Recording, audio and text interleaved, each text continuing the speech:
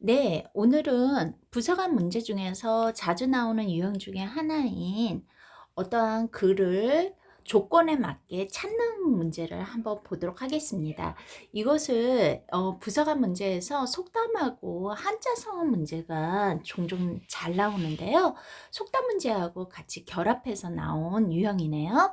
여기 한번 보도록 할게요. 여러분들 문제를 푸시기 전에 한 요런 문제 40초 정도 시간, 또는 좀 어렵겠다 싶으면 1분, 좀 쉽겠다 싶으면 한 30초 시간을 정하신 다음에 문제를 풀고 저랑 같이 풀이 과정을 같이 보는 거가 더 효과적이거든요. 지금부터 한번 잠시 멈추고 한번 문제를 먼저 풀어보세요. 시작.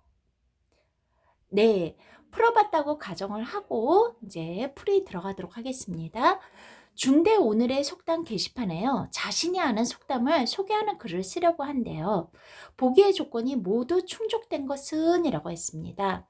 우선 속담을 통해 얻은 삶의 가치를 드러내야 되고요. 이게 이제 내용적인 측면이겠죠. 그 다음에 역설적 의미를 표현을 하라고 그랬어요. 이거는 형식적인 면입니다.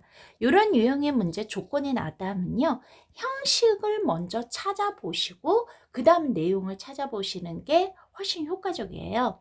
그러면 역설적이라는 말은 무엇이냐면요, 역설에 대해서는 꼭 알아두셔야 돼요. 자주 나오니까요. 역설은 말이 안 되는 게 역설이에요. 그러면 가령 이런 거죠. 유치한의 시 중에서 깃발이라는 시가 있어요. 이것은 소리 없는 아우성이라고 했습니다. 아우성은 원래 소리가 있어야 돼요, 없어야 돼요? 원래 있어야 되죠. 아우성을 치려면요. 근데 소리가 없다고 했어요. 말이 안 되잖아요. 이런 것을 역설적 표현이라고 합니다. 그러면 1번 볼게요. 우선 형식을 먼저 찾아보라고 했죠. 1번에서 한번 보세요. 고생 끝에 행복이 오듯이 끝없이 이어질 것 같은 고난도 언젠가는 끝이 나지. 여기에 역설적 표현이 있습니까? 아니요, 없어요. 역설적 표현은 말이 안 된다고 그랬잖아요. 2번 볼게요. 작은 노력에도 꾸준히 계속하면 큰 일을 이룰 수 있어. 작은 것이 결국 큰 것인 셈이지. 여기서 역설적 표현이 있습니까? 네, 있어요. 작은 것이 어떻게 큰 것이 됩니까? 그래서 이런 거가 역설적 표현이 되는 거죠.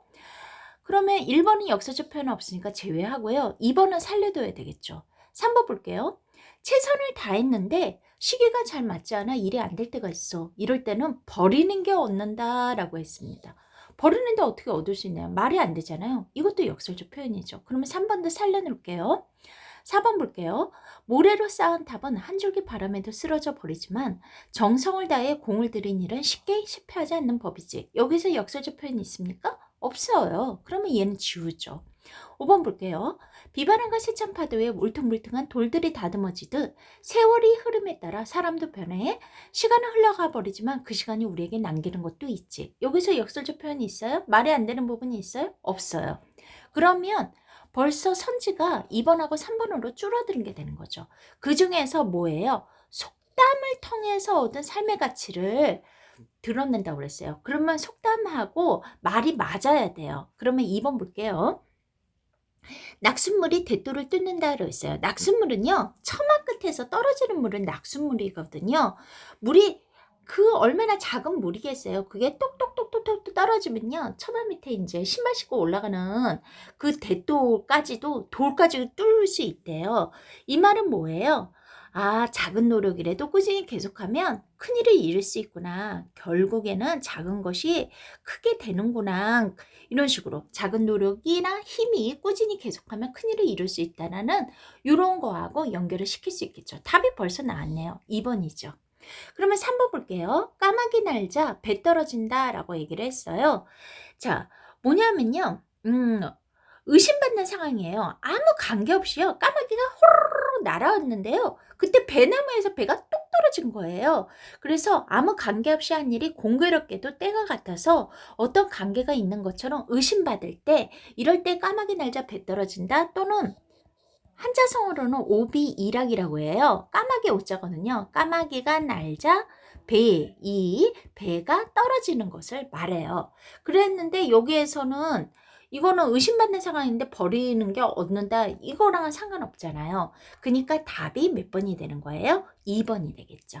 이런 식으로 문제 푸시면 돼요. 이런 유형도 좀 자주 나와요. 형식과 내용을 조건을 주고 그 조건에 맞춰서 충족된 것을 찾는 문제가 나옵니다. 자, 오늘은 여기까지입니다.